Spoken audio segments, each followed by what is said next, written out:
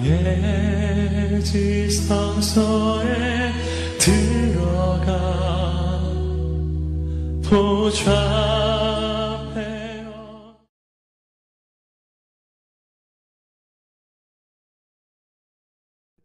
여러분 잘 나오셨습니다. 하나님께서 하늘문 여시고 영적인 만나를 허락해 주실 줄로 믿습니다. 하루의 첫 시간 우리가 이 세상 속에서 사람을 만나고 이런저런 일들을 추진하기 전에 먼저 하나님께 나와서 기도하면서 하나님의 결제를 받고 그렇게 나가는 그 삶에 하나님이 함께해 주실 줄로 믿습니다. 자녀의 문제가 됐든 가정의 문제가 됐든 또 사업의 문제가 됐든 진로의 문제가 됐든 어떤 문제가 됐든 우리에게는 큰 문제지만 하나님에게는 아무런 문제가 되지 않는다는 사실을 꼭 기억하시고요. 어떤 경우에도 너무 낙심하거나 절망하지 마시고, 사람이 할 수 없는 일을 누구나 할 수 있다 그랬어요? 하나님은 하실 수 있나니라. What is impossible in man is possible in God. 우리가 할 수 없는 그 일을 하나님은 하실 수 있어요. 꼭 그 믿음이 흔들리지 말기를 간절히 바랍니다.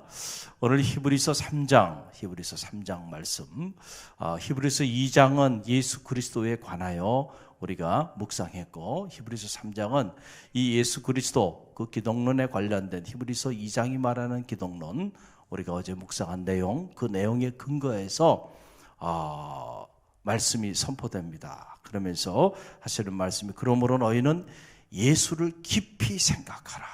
뭐라고요? 예수를 깊이 생각하라. Therefore, holy brothers, fix your thought on Jesus Christ. 예수 그리스도에게 너의 생각을 고정시키라는 거예요. 그러니까 우리가 자꾸 우리의 생각이라는 건 눈에 보이지 않아요. 냄새도 없어요. 그렇다고 생각이 없는 게 아니에요. 생각은 존재하죠.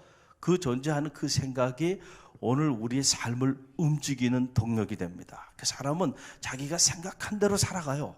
생각한 대로 말합니다. 생각한 대로 행동해요. 그 생각은 마치 거대한 배에 하나의 키와드 같아요. 그래서 생각한 대로 움직인다니까요. 그러니까 우리가 뭘 관리하며 살아야 될까요? 생각을 잘 관리해야 돼, 생각을. 그래서 육신적인 생각이 있는가 하면 영적인 생각이 있다 그랬잖아요. 그 로마서에서 육신의 일을 쫓는 자는 육신의 일을, 영의 일을 쫓는 자는 영의 일을 생각하나니, 육신의 생각은 사망이요 영의 생각은 생명과 평안이니라. 할렐루야. 그러니까 생각은 두 가지 생각밖에 없어요. 하나는 육신적인 생각, 하나는 영적인 생각인데, 우리 성도는 어떤 생각을 품고 살아야 될까요? 영적인 생각을 품고 살아야 돼. 근데 사탄은 자꾸 우리에게 육체의 소욕을 따라 살아가도록, 육신적인 생각을 품고 살아가도록 하게 해요. 육신적인 생각을 품어서 상처받고 시험에 빠지고, 육신적인 생각을 품어서 좌절하고 낙심하고 근심하고 절망하고, 그 육신적인 생각을 품어서 그래. 영적인 생각을 품기 시작하면요, 환경을 넘어서는 겁니다. 할렐루야. 네?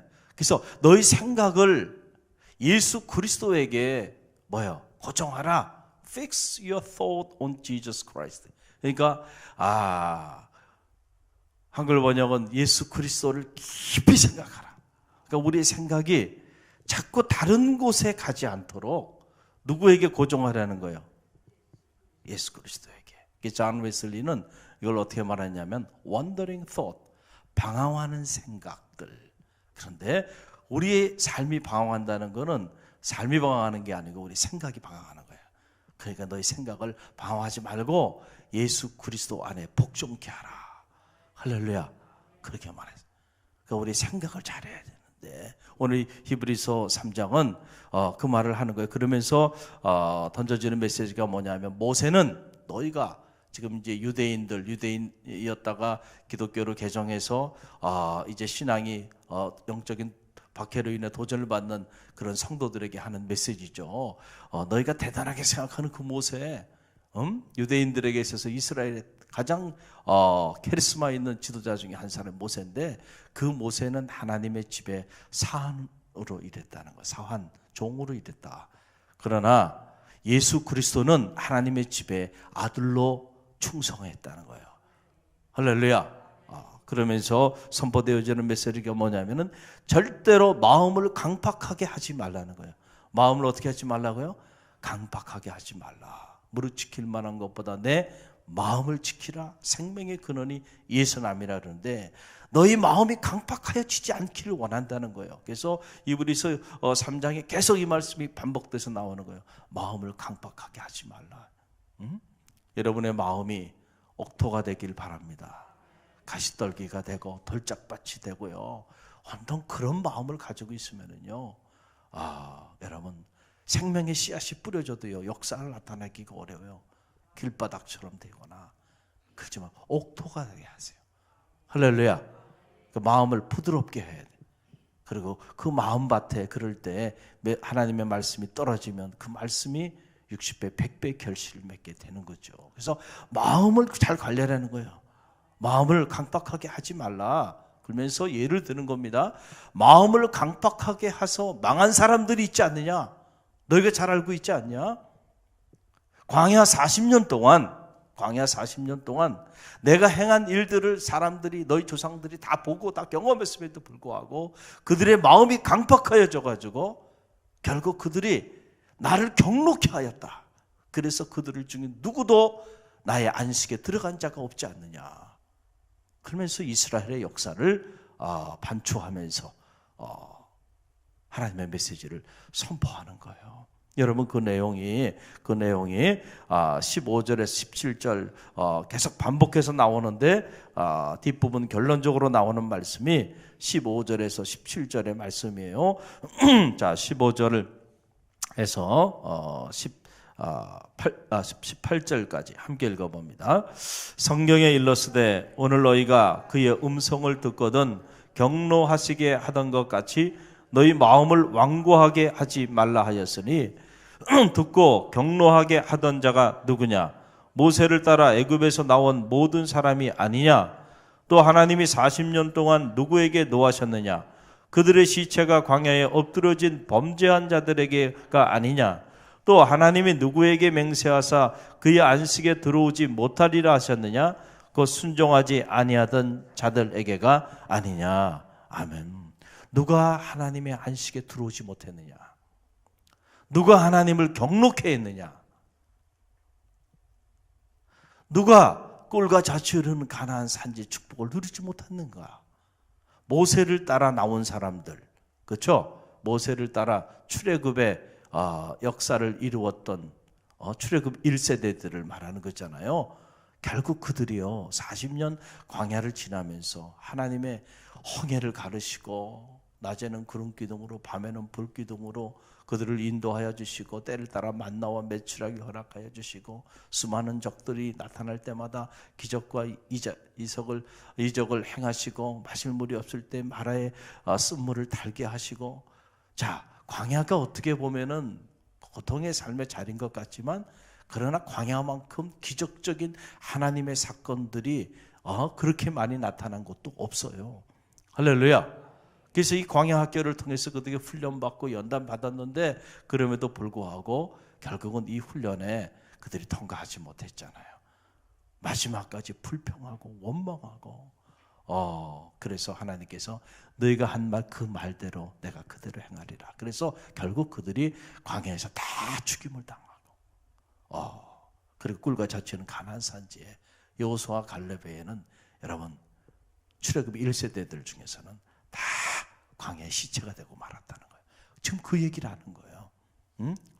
너희 마음을 너희가 강박하게 하고 너희 마음이 하나님을 향하여 부드럽지 않으면은 너희가 아무리 수없이 많은 기사와 이적을 경험해도 저 광야에서 시체가 돼서 죽어가고 저 광야에서 안식에 들어가지 못했던 저 사람들처럼 너희도 그렇게 될 거다는 거예요. 그러니까 절대 믿음이 흔들리지 말고 어떠한 경우에도 믿음을 굳건하게 하라는 거예요. 여러분 그래서 오늘 말씀의 결론에 말씀해 보게 되면 왜 꿀과 젖이 흐르는 그 가나안 산지에 들어가지 못했는가? 이스라엘 백성들이 왜 그들이 마음이 강팍하게 되었는가? 왜 광야에서 그들이 불평과 불만을 토로하게 되었는가? 자, 우리는 이런 질문들을 던질 수가 있잖아요. 자, 모세와 함께 출애굽했고 수없이 많은 기사와 이적도 행했고 경험했고 체험했어요. 그들이 직접 홍해도 건넌 사람들이에요. 그런데 그들이 왜 끝까지 불평하고 원망했을까? 그래서 왜 그들이 안식에 들어가지 못하고 왜 그들이 마음이 그렇게 강팍해졌을까? 그래서 왜 하나님을 그렇게 경록해 했다? 하나님이 너무너무 화가 나신 거예요. 진노하셨다. 왜 그런 사람들이 됐을까요? 그 이유가 히브리서 3장에 나와요. 놀라운 메시지죠. 히브리서 3장 마지막 절이 거기에 대한 답을 우리에게 던져줍니다. 19절의 말씀인데 우리 다시 한번 함께 읽어봅니다. 이러보건대 그들이 어떻게 믿지 아니함으로 능히 들어가지 못한 것이라. 아멘. 그들이 뭐하지 아니함으로? 믿지 아니함으로. 사실은 가만히 보면은요, 믿음의 문제예요. 믿음의 문제. 그래서 믿음이 없이는 하나님을 기쁘시게 하지 못하나니 하나님께 나아가는 자는 그가 자기를 찾는 자들에게 상 주시는 자이심을 뭐 해야 할지니라? 믿어야 할지니라. 믿어야 할지니라. 믿음이 없으니까 가룟 유다가 예수님을 팔아먹는 거예요. 믿음이 없으니까 베드로가 한 비자 앞에서 예수님을 저주하며 부인하며 예수님 곁을 떠나는 거죠. 믿음이 없으니까 예수님이 고난당하는 그때에 다 각기 제 길로 가고 마는 거예요. 주님과 함께 죽어도 주님과 함께 죽고 살아도 주님과 함께 살겠다. 주님에 대한 살아있는 믿음이 있으면은 그렇게 할 수 있잖아요. 근데 왜 그러지 못했나요? 믿음이 없으니까 무너진 겁니다. 무너진 거예요. 자, 이스라엘 백성들이 꿀과 젖이 흐르는 가나안 산지를 40일 동안 다 그 각 지파의 수장들 12명 지도자 중에 지도자죠. 각 지파에 그 사람들을 뽑아가지고 가장 괜찮은 사람들이에요. 그 40일을 다 정탐하고 왔는데 왜 10명은 그 땅을 악평했을까요? 여호수아 갈렙은 정말 꿀과 젖이 흐르는 땅이고 그 땅은 정말 하나님이 우리에게 주신 땅이고 하나님이 우리와 함께 하시니 우리가 능히 그 땅을 취하리라 그렇게 말했잖아요. 그런데 10명은 왜 똑같은 땅을 똑같은 시간에 보고 와가지고는 이제 우리는 죽었다고 얘기했나요? 그 사람들 앞에서 우리는 메뚜기 같은 존재는 엄청난 부정적인 자아상을 가지고 왔잖아요. 왜 갑자기 메뚜기가 돼서 와버렸어요? 믿음의 눈으로 바라보지 않고 육신적인 눈으로 보니까 육신적인 생각을 품게 된 거예요. 육신적으로 생각해 보니까 이야 정말 거기는 쌍두마차가 달릴 정도의 성벽 위에 보게 되면 거대한 도성이고 안악자손이 살고 우리는 정말 이게 뭐 메뚜기 같은 존재야 그들 앞에서. 우리 이제 다 죽었어. 다 죽었어. 틀린 건 아니에요. 그들이 본 그대로예요. 객관적인 보고입니다. 그런데 거기에 뭐가 빠졌어요? 뭐가 빠졌나요? 믿음이 빠진 거예요. 믿음이 빠진 거예요. 믿음이 빠지면 언제나 하나님의 일은요 불평과 원망을 할 수밖에 없고요. 할 수 없다. 할 수 없다. 그 말밖에 안 나와요. 하나님의 일은 언제나 환경을 넘어서 하시는데 그 환경을 넘어서 하시는 하나님의 세계를 보려면 뭘 가져야 될까요? 믿음을 가져야 돼요. 믿음이 없으니까 홍해 앞에서 불평하고 원망하잖아요.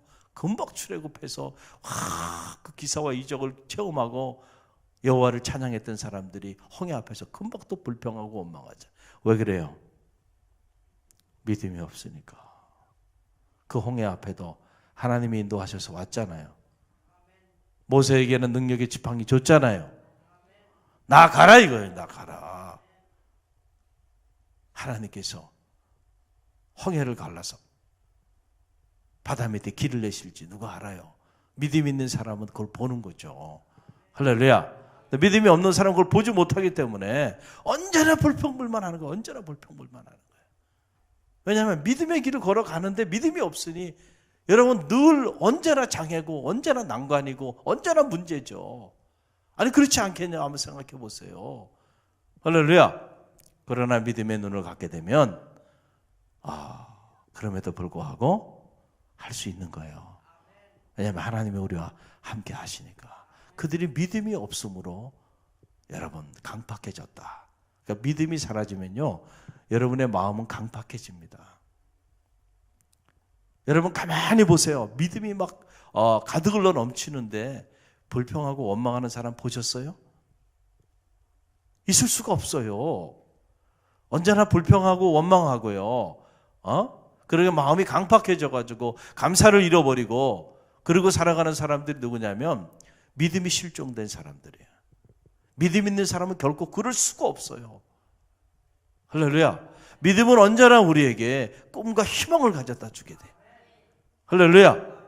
그래서 그 믿음을 가진 사람은 그럼에도 불구하고 미래를 보는 거예요. 하나님의 미래를 본단 말이에요. 그렇기 때문에 오직 그가 나의 가는 길을 아시나니 그가 나를 단련하신 후에는 내가 정금같이 나오리라.